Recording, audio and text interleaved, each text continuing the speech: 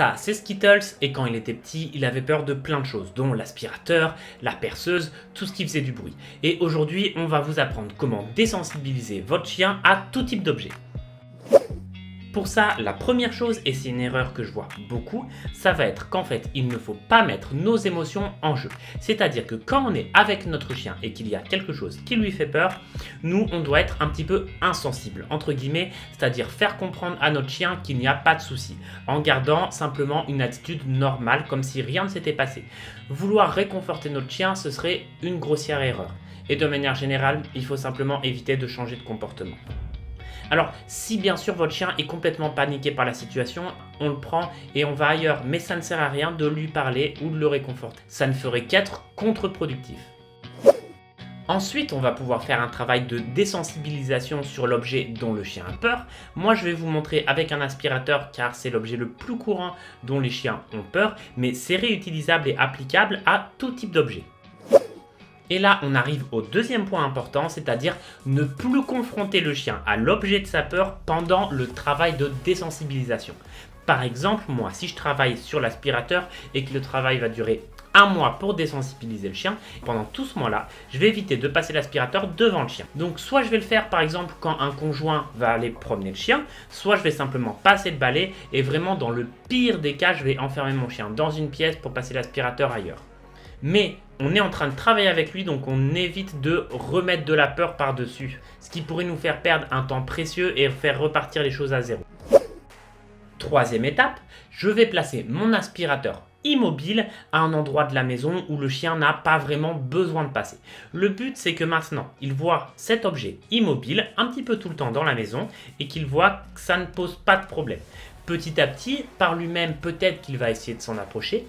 Et sinon, c'est moi qui vais voir, par exemple, avec une friandise, ok, il a peur à 5 mètres, et bien aujourd'hui, je vais lui donner quelques friandises à 5 mètres de l'objet. Demain, ce sera à 4,50 mètres, après-demain à 4 mètres, jusqu'à se rapprocher petit à petit de plus en plus près de l'aspirateur. Je vais pouvoir faire pareil avec des jouets. Au départ, jouer avec mon chien à 5 mètres de l'aspirateur et puis de plus en plus proche. Le but par contre là-dedans, c'est que le chien ne se rende pas trop compte que vous êtes en train d'essayer de l'amener vers l'aspirateur. Car si c'est un chien qui a vraiment très peur de cet objet-là, ça risque de le brusquer et de casser tout le travail que vous êtes en train d'essayer de faire avec lui. Donc il faut y aller vraiment très progressivement.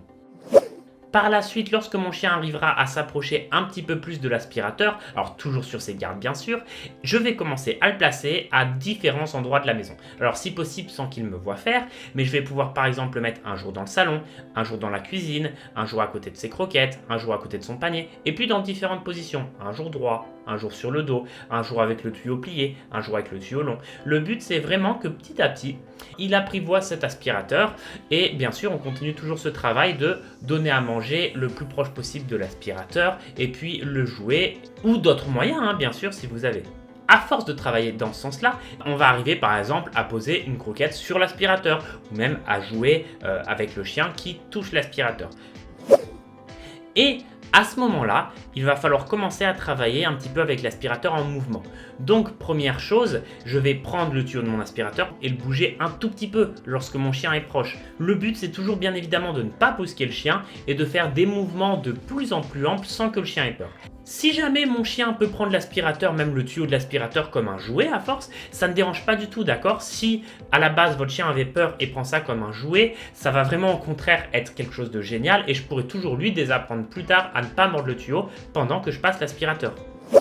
Ensuite, il va falloir commencer à travailler sur le bruit avec l'aspirateur allumé. Et là, on repart sur des choses assez difficiles. Donc au départ, on va simplement mettre l'aspirateur assez loin du chien, comme dans les premières étapes, et on allume l'aspirateur. Et on refait un petit peu pareil qu'au départ, on va l'approcher petit à petit avec des jouets, avec des croquettes. Le but, c'est toujours pareil, de ne pas le brusquer et que le chien ne se rende pas compte qu'on est en train d'essayer de l'amener de plus en plus vers l'aspirateur. Le bruit, bien évidemment, ça rajoute une étape assez compliquée. Donc, des fois, il faut repartir comme les premières phases, au départ, et recommencer un petit peu tout le travail. Et bien évidemment, la dernière phase, ça va être d'ajouter du mouvement en plus du bruit. D'abord de jouer un petit peu avec le tuyau, de le bouger un petit peu, et puis ensuite de faire rouler l'aspirateur de plus en plus vite, et puis de pouvoir le passer normalement. Alors, comme vous pouvez le constater, c'est un travail qui est assez simple. Par contre, sur des chiens qui ont des peurs ancrées depuis un certain temps, ça peut être assez long. Il faut simplement s'armer de patience, ne pas essayer de brûler les étapes et ça va aller sans souci. Bien sûr, pour les objets que vous ne contrôlez pas, comme par exemple les motos et les objets à l'extérieur, c'est un petit peu plus compliqué. Il faudra s'y prendre autrement et on verra ça dans une prochaine vidéo. En attendant, j'espère que celle-ci vous aura plu. Si c'est le cas, n'hésitez pas à mettre un pouce bleu et à vous abonner. Et moi, je vous dis au revoir et à bientôt pour de prochaines vidéos sur Sam Dog.